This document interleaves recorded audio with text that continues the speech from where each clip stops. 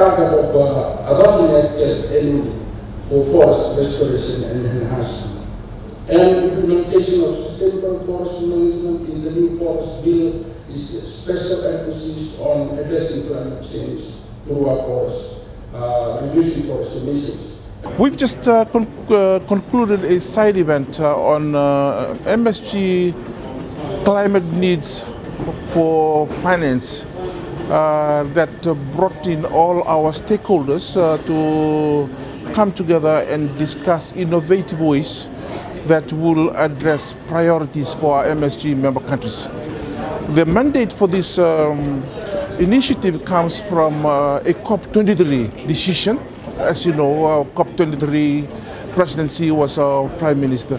And in that decision on 6 CP23, it outlines it requests the Secretariat of the UNFCCC to assist developing countries put together their priorities in terms of climate finance needs.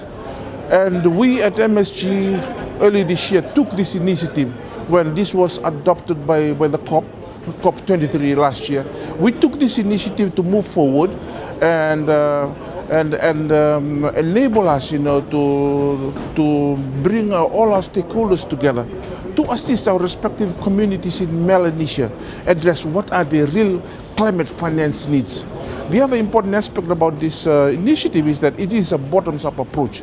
So it is an integrated approach, which means it is holistic in the sense it engages all communities and people of our various countries, as well as engaging with all stakeholders that are really in this business of climate change. This project is also being supported by the UNFCCC Secretariat. They were given the mandate to go forward, and we are fortunate to be in this boat to help our members at this early stage. There are other countries in other regions, in Latin America, in other regions, that are also doing the same. But I've been told today by the Secretariat that ours is the most progressive. So in that sense, from here going forward, we will work very hard with all our partners like the ADB, who was at the side event today, giving us some guidance on how we can approach these things, and other initiatives that could also be part of this project. The benefit of these projects is huge. If we do it right and do it well, we are aware of the developments that are top-down approach. This process is bottoms-up.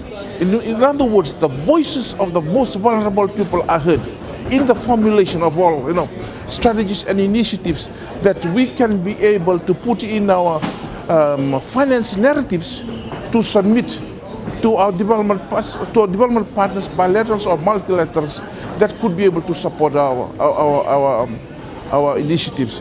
This way, it is an initiative that is robust in our view, and it should be effective in addressing the needs of our people back home.